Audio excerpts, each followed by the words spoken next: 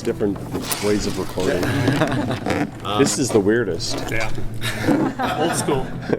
Old school. It's just a microphone. It's old school. Yeah. Hey, Nikki, this is Gus from BackstageAxxess. First question we have for you is, you played the Thunderbird by Gibson for so long. Now you're coming over to Schecter and, you know, this beautiful bass, the Sixx bass. Tell us about the transformation, how it happened. And Well, I mean, I started in when I was playing in punk bands in Los Angeles in the late 70s with the 76 Thunderbird. And that eventually it got destroyed, and I really didn't have an instrument. I couldn't afford one, and I got hooked up with BC Rich. I played BC Rich's for a while, and my dream was always to go back to Gibson. And I went back to Gibson once we started making some money, and the basses didn't really sound that good. They had having a kind of a rough time in the late 70s and the early 80s, and I ended up working with the company Schecter and designed my own bass, which was kind of based on the concept of the Thunderbird. But as they were actually going out of business, Gibson came back with in the late 80s, 89 or so, with a Thunderbird, and I've been playing Thunderbirds ever since then. Very loyal to Gibson for a lot of years. Towards the last few years, it sort of became the quality of the instrument became like not very consistent, and it became frustrating for me. And I would get my basses, and they wouldn't really sound great. Some would sound great, some wouldn't, and the woods would be inconsistent. We were kind of a struggle, as well as trying to get them to understand marketing and how to get the bass out there for people to be able to play it. So even though I was very loyal to the bass, the company kind of felt a little bit inconsistent for me. And I started thinking a few years ago I might like to find a company that understood me and understood that I wanted a bass that was great for recording as well as live. I didn't want to have to use two different basses. And I talked to some different companies, and when I met with Schecter, it was just like instant fit, where we really seemed to understand each other and what was best for the consumer, for the player, as well as for me, and as well as for the fit of what I feel the bass is about. And we put together this bass, and and this is it. I'm really excited. Very excited. And another question I have for you, the Heroin Diaries, a huge selling book, and now I guess it's going to be possibly a Broadway play. And can you tell us a little bit about that? Yeah, we, the book inspired me, and James Michael and DJ Ashby to write a soundtrack to that book. It was always in my head a movie or a play. And when we met the right partners to start that process happening, it was interesting how we're referencing the book and we're referencing the music in the play, as we will also be writing new music. 6 a.m. will be writing new music, and just continuing to kind of flesh out the story. It's a different environment. It's having the book and the music in a real 3D experience, and I think it's just the perfect next step. And when you see that taking flight, the Broadway play. When? Yeah. I mean, it's moving really quickly. Okay. We're on our, we just finished our third time through the, what you would call a script. It's called a book, and defining the characters and placing the music and making our changes. And we've just met with a fantastic set design person, and we have directors and producers and investors, so it's moving quickly. In a perfect world, I would love to see something, maybe spring of 2014. Since this is my first time up bat doing anything like this, I don't know. Okay. These things do take time. It's very creative and very exciting. Following up a little bit on what he was talking about, 6 a.m. I see you guys talking about doing a new record this year. Yeah. And I was wondering, the last two have been tied into a book. Yeah. Similar format this time around? Or No, this time we want to really fly on our own. We started out the songwriting process by having conversations about how far we can push ourselves musically. We really kind of set out to it's like a hard way to explain it. Our conversations were, let's go as far to the left as we can musically, and once we finish up, a handful of songs that are pretty out there, I don't even want to use any kind of references because it'll throw people. They won't really understand what I'm talking about, but we're just taking a lot of chances musically, and at this point, nothing sounds at all like 6 a.m. that you would know, because we're taking such huge leaps of faith that we're going to land on our feet. Once we finish up what we have now, then we're going to start kind of going backtracking into who we are as a band that we know at this point at least. So I think you're going to end up with some songs on the album that are pretty surprising, and bands that always did that for me were like Queen. There would be songs on Queen albums where you would go, it's like that, I can't even believe that came out of a rock band, and that's what we want to do. We want to take those kind of leaps of faith, and in the end, we are a rock band, so we're going to go back to that at some point. And I also have to ask, I'm with Loudwire. You just won our Bassist of the Year, which is a fan voted That was award. cool. Yeah, fan voted. It was fantastic. I was going to say, how does it feel to know that, you've got the fan base out there behind you and Yeah. pushing you, and basically more so maybe even of the other bassists that are out there? It's really cool to know that there's so many people out there that attached to me or projects that I've done, to really feel that it's a personal relationship. Some of the guys on that list are just such amazing bass players. I don't really even think it comes down to being the actual technician of being a musician. It comes down to the relationship you have with your fans, and that meant a lot to me. Nikki, growing up, were there one or two bassists that you would have liked a signature model from? Like when you were young, who would you have purchased a bass like this from? Pete Way from UFO. But then I kind of did, because he played a Gibson Thunderbird. So, I went and got it. But if he actually had his own signature version, I would have gone for that. Over in Watts from Mott the Hoople was another big influence. Those are the two main ones, yeah. And they both played Thunderbird, so it's interesting how I kind of gravitated towards that.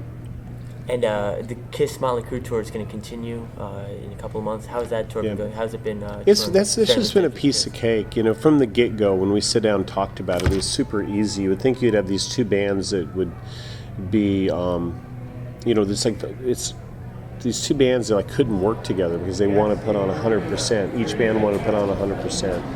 And we really went out of our way for each other to make sure the other band could do that. And anytime there was a sticking point where something of ours wouldn't fit on the stage or something of theirs wouldn't fit on the stage, we would go, well, what can we do to make it better for Kiss? Or what Kiss would say, what can we do to make it better for Motley Crue? And this has been one of my favorite experiences, touring with another band. They're really great guys. Thank you. Joe from Bass Guitar Magazine in the UK. From a design perspective, we're getting real bass geeky. What properties did this bass have to have for you to be comfortable putting your name on it? My favorite bass that I record with is a 1959 P bass. I like the fatness of the neck. I love the way that bass sounds. Part of it's to do with the P bass pickups, so that was important to me, which I didn't have before. So I put a P bass pickup in the rear position, and then having the EMGs in the front position. That was important. I wanted to have, for not only for me in recording, but for other players, for them to have a little bit of versatility. I love the kill switch. On my other basses, I just hot wired everything past the volume and the tone so that I could just on off. But when I would get in the studio, that wouldn't necessarily work for me. So I would reach for another bass at times. So I wanted this bass to be the bass that I would use while I'm recording. And I'm always recording. I think with technology, we're always laying down ideas now. So I don't want to have to go search out a different instrument for that. I was looking for an all-around instrument. I was also looking for the bass to lay on my body a little bit better. So we worked on the weight and the distribution of that. In the past, the full-scale Thunderbirds are neck heavy, and this one really lays on my body a lot better. and it just feels a little sleeker for me. And before you're recording or playing, do you have a favorite warm-up exercise that you could share? Basically just scales. Nothing fancy. Do scales and stretch out my fingers and stuff. It's tried and true old school? Yeah, nothing too exciting. That's awesome. Yeah. Talk about the radio show turning 3 in February. Yeah. What's that mean to you that you took something that you weren't sure that the fans would like, and now it's blossomed into I just love doing radio. I've learned to be more vulnerable through radio than even I've been through writing books and through lyrics. It's a different type of experience where if I'm writing a lyric, I can sort of hide behind it a little bit. Maybe I don't want you to 100% know, even if it's a heartbreaking song, I don't want you to let you know necessarily how vulnerable I am. But with radio, you put it out there, and it's from my lips to your ear, and there's no way of masking that. And in the beginning, I tried to be a little bit guarded, and it didn't really work. So I've just, kind of let go. And I heard recently there was some executives that were complaining about some things that I said. And I said, well, if you want me to be vulnerable, I'm going to fuck up. And I'm going to say things that are going to upset people. I'm also going to hopefully say things that make people laugh and make people think a little bit. So that's the part that I love about radio. It's been kind of one of the greatest gifts that's just fallen in my lap. Also wanted to ask before our time's up here, Motley Crue, obviously you're going back on tour. Yeah. Thoughts on new record at this point? Been writing, we started the record with the song Sexx, and I have a ton of riffs. I know Mick has told me he's got a ton of riffs, and it's just a matter of kind of now collecting riffs. For a while I was only writing segments of music and then getting together and collaborating, but now I'm starting to finish music more like I used to in the old days, and kind of finish it from top to bottom. So I look forward to getting in the room with my band and going, here's 10 of my ideas, what do you got, and then kind of let that process happen. We only have time for a couple more questions, please, and so make them good. Thank you. Yeah, as someone who's been in the industry as long as you have, looking back, what's the most important lesson that you personally have learned as an artist?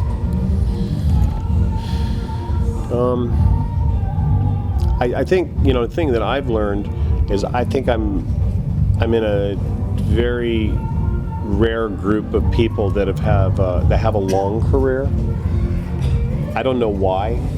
Some people will say, oh, it's the songs, or other people will say, it's because the band looked and sounded unique, and compared to a lot of bands that are cookie cutter.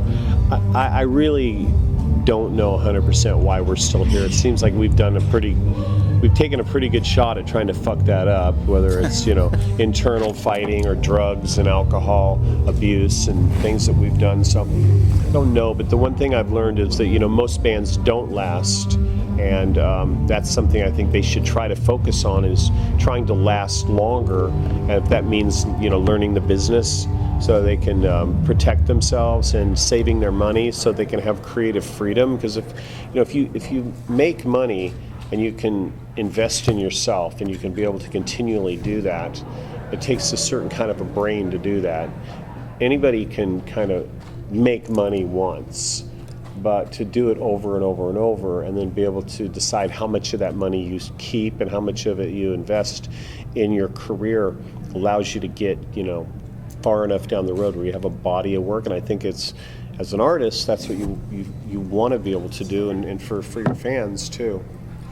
Also wanted to ask, obviously you were the Young Bucks at one point coming up through the ranks. Yeah. Had all those people that you wanted to meet along the way. Yeah. Now there's a new generation of people, all they wanted to meet is Nikki Sixx. And just wondering, any special relationships with some of the younger rockers that are out there today? Anyone that you particularly like and care for? I mean, one of the greatest things is we're talking about the radio show is that we have guests on the show all the time. So whether it's, young guys like in the Black Veil Brides, or guys like, Aaron from AWOL Nation, or, guys like, just legendary cats that come through the door, whether it's Joe Walsh and Ozzy, and Rob Halford. To me, it's just this. It keeps me connected to music and keeps me connected to the actual creative process. Because when I'm talking to other artists, we don't really talk about, bottom line and marketing and, brand correctness and all that kind of bullshit. I get it. I'm a businessman. I understand that kind of stuff. But in the end, it's like, how cool is that riff feel in A? It's really about that. And how's that backbeat feel, when the drummer lays behind the groove? And that's sexy. And that's what I get reminded about all the time hanging out with other musicians. Status is 6 a.m. What's going on with the band? And we got 6 done, so we'll probably knock another 10 around, and then we'll figure out which 10 we put on a record, and then we'll figure out when we're going to release it. And, biggest problem for 6 a.m. is that, I'm in Motley Crue. That's kind of it's a great thing because people know of 6 a.m. because they go, oh, if they like me and Motley Crue, they're willing to give it a listen. But Motley Crue's, it's a big machine and it's busy and it takes up a lot of time. So when there's very little amount of time for me to take it out and tour. I think I would like to go out in 2013, do some shows, maybe a month's worth of shows, just to kind of feel what it feels like. I think at some point I would like 6 a.m. to be a bigger, priority as far as a live act than it is now.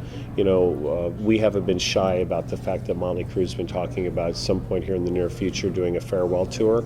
We talked about it on Piers Morgan, and we've talked about it in different interviews. And I just think that it's not like, we hate each other or we don't work together well. I just think it's at some point we're kind of want to leave it,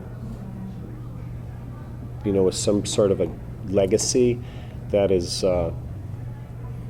just leaving it in a good way. I don't know. I see some bands and they just keep beating that fucking dead horse. And I'm like, get off the horse, dude. It's dead. And Motley's like really, at one of our highest points that we've been. And I would like to see us even climb higher by finishing our movie and finishing a movie, an album, and then, maybe announcing a farewell tour and going out at the top. It would be a really nice look. It'd be a really nice look. Nikki, music, books, maybe a Broadway show, radio. Is there any other segment that you think that you want to tackle at any point here? You've done an awful lot. I got a lot on my plate right now. Yeah. I imagine it's... I just enjoy being creative, to be honest with you. Whenever I can get, in a circle with other creative people and just jam and see stuff happen, it's really exciting. This is what's been exciting about working with Schecter on the design of the bass. We're talking about the sound and the feel and how the company works together and delivering the message. That's all creative stuff. It's all good stuff. It's fun. Okay, one more question, please, and then I really have to wrap. My question is, would you grace us with a photo of you holding your bass? Oh, sure. Oh, if that's gracing, but...